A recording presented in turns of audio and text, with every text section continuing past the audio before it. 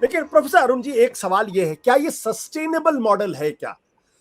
Let's talk about this. क्या आप बिजली माफ कर रहे हैं, आप किसानों के कर्जे माफ कर रहे हैं, आप जो है वो स्कूटर बांट रहे हैं, आप कुकर बांट रहे हैं, बजाय इसके कि फोकस ये होना चाहिए कि लॉन्ग टर्म में इकोनॉमिक ग्रोथ ऐसी हो ताकि लोगों को फ्री में देने की जरूरत ना पड़े। और हम आजादी के 72 साल बाद अभी भी उसी काम को कर रहे हैं, और ये आसान तरीका है। क्या ये देखिए सस्टेनेबल मॉडल है क्या?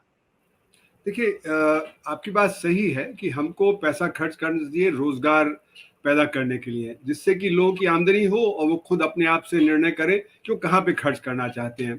तो वो नीतियां तो हमने अपनाई नहीं है। सन 91 के बाद गैर बराबरी बहुत तेजी से बढ़ी है। हाँ, जो डिस्पैरिटी है बिलियनर्स के बीच में और गरीबों के बीच में, वो बहुत ज्यादा बढ़ी है। मैं तो ये सिर्फ आंकड़ा देता हूँ कि सन 91 तक जो मैनेजिंग डायरेक्टर की सैलरी होती थी कंपनी में, उस पर एक कैप था, 3,12,000 रुपए से ज्यादा उनको नहीं मिल सकता था। और उस समय जो मिनिमम वेज थी 35 रुपए थी। मैंने जब सन 99 में देखा तो मैनेजिंग डायरेक्टर के जब कैप खत्म हो गया तो उनका 3 करोड़ 30 करोड़ तक पहुंच गया, यानी उनकी 100 गुना और 1000 गुना आमदनी बढ़ गई। और जो नीचे का तबका था, मिनिमम वेज 35 रुपए से 105 रुपए हो गई, यानी 3 गुना बढ़ा। तो जो गैर बराबरी वो बढ़ गई। और उसके चलते हुए हुआ क्या कि जैसे आपने देखा कि अभी पैंडेमिक के दौरान 90% वर्कर ने कहा कि हमारे पास एक हफ्ते की बचत नहीं है कि हम एक हफ्ते के सप्लाईज खरीद सकें, एसेंशियल आइटम्स। तो यानी कि 90% जो हमारे वर्कर्स हैं वो एक तरह से गरीबी की रेखा के आसपास ही हैं। अब जब ऐसी भयंकर स्थिति है तो उसमें जब पैंडेमिक आया तो सपोर्ट करना जरूरी था। सपोर्ट उनको देना कि 5 किलो राशन दिया गया, गैस दिया गया, ये सब बहुत जरूरी हो गया था, नहीं तो एक सोशल एक्सप्लोजन होता। तो ये जो वर्ल्ड बैंक की नीति है कि हमको एक सेफ्टी नेट रखना है और अब डायरेक्ट बेनिफिट ट्रांसफर रखना है, वो कैपिटलिज्म को बचाने की नीति है। क्योंकि वॉरेन बुफे ने 2011 में कहा कि मैं तो $1 बिलियन कमाता हूं, मेरी सेक्रेटरी $1 लाख कमाती है और मेरा टैक्स रेट मेरी सेक्रेटरी से कम है। तो कैपिटलिज्म इसमें सर्वाइव नहीं कर सकता क्योंकि डिमांड जब ठीक नहीं चलेगी। तो उन्होंने 2011 में कहा, उसको उन्होंने फिर अमेरिकन रिच ने सपोर्ट किया, जर्मन रिच ने सपोर्ट किया, इटालियन रिच ने सपोर्ट किया, फ्रेंच रिच ने। वही बात उन्होंने 2018 में कही और वही अभी 2 महीने पहले कही। तो ये जो गैर बराबरी बढ़ती चली जा रही है आज के कैपिटलिस्ट सिस्टम में न्यू लिबरल पॉलिसीज के चलते हुए, इससे बहुत सारी परेशानियां हो रही हैं। एक तरफ डिमांड कम हो जाती है, जब गैर बराबरी बढ़ती है तो डिमांड कम हो जाती है, उससे स्लो डाउन होता है। और भारत में तो संघर्ष क्षेत्र बहुत बड़ा है, वहां पे डिमांड शिफ्ट कर गई है संघर्ष क्षेत्र की तरफ, तो उसको दोहरी मार पड़ी है। और इसीलिए हमारे यहाँ बेरोजगारी भी है और आमदनी भी कम है। तो यहाँ पे इमीडिएट सपोर्ट देना जरूरी है। लेकिन लॉन्ग टर्म में हमें क्या करना है, शिक्षा में, स्वास्थ्य में, जहाँ पे कि रोजगार बढ़ सकता है। और जैसे संतोष बार बार कहते हैं कि हमारे जो लेबर इंटेंसिव सेक्टर है, जैसे टेक्सटाइल है, जैसे लेदर गुड्स हैं, वहां पे हमें इन्वेस्टमेंट बढ़ाना है, उसमें हमें रोजगार देना है। फिर बड़े बड़े जो कैपिटल आइटम प्रोजेक्ट्स हैं, जैसे कि बड़े बड़े हम जो हाईवेज बना रहे हैं, बड़े बड़े हम जो ये फ्रेट कॉरिडोर बना रहे हैं, वहां पे पहले हजारों लोग काम करते थे, अब वहां पे 10-20 लोग काम करते हैं, बड़े बड़े ट्रैक्टर, बड़े बड़े मशीन्स और क्रेन्स के साथ।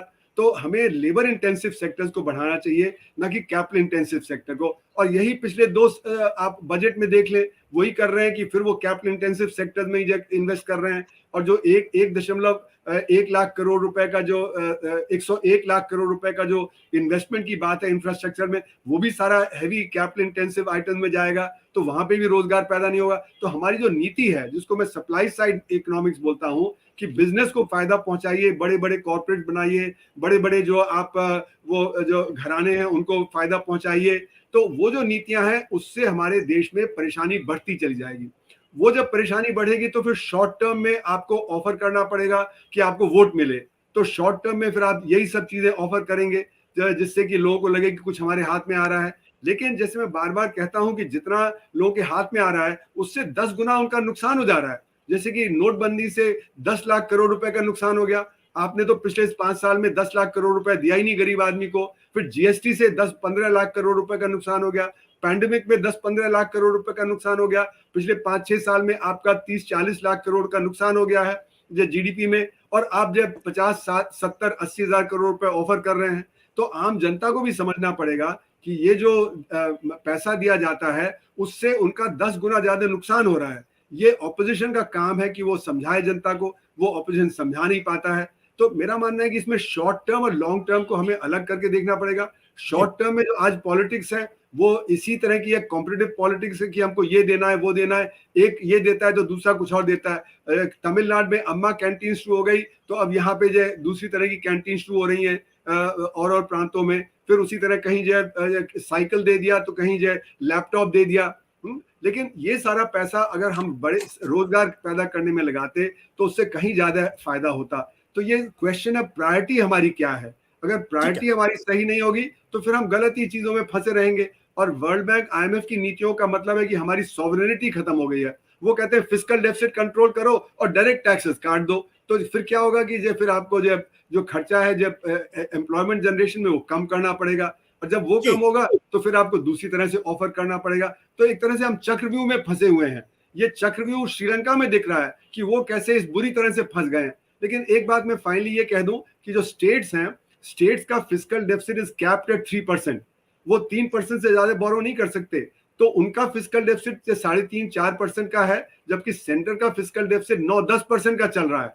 तो जो प्रोफ्लिगेसी है एक तरह से अगर कहा जाए तो सेंटर की ज्यादा है। सेंटर को डायरेक्ट टैक्स कलेक्ट करना चाहिए और इनडायरेक्ट टैक्स कम कर देना चाहिए, जिससे इन्फ्लेशन कम हो और डायरेक्ट टैक्स ये अमीरों के ऊपर पड़ेगा। तो जो असली में समस्या है वो सेंटर की समस्या है, क्योंकि ज्यादातर जो रिसोर्सेज हैं वो सेंटर के पास है, स्टेट्स के पास नहीं है। डायरेक्ट टैक्स के सारे साधन हैं वो सेस से इकट्ठा कर रहे हैं। तो जहां 42% स्टेट्स को मिलना चाहिए उनको सिर्फ 32% मिल रहा है, जो सेंटर का रेवेन्यू का जो पूल है। तो इसलिए जो समस्या है तो सेंटर से जो ओरिजिनेट कर रही है, और स्टेट्स को क्यों ब्लेम किया जा रहा है। सेंटर को पहले ठीक कर लिया जाए, फिर उसके बाद स्टेट्स को कहा जाए।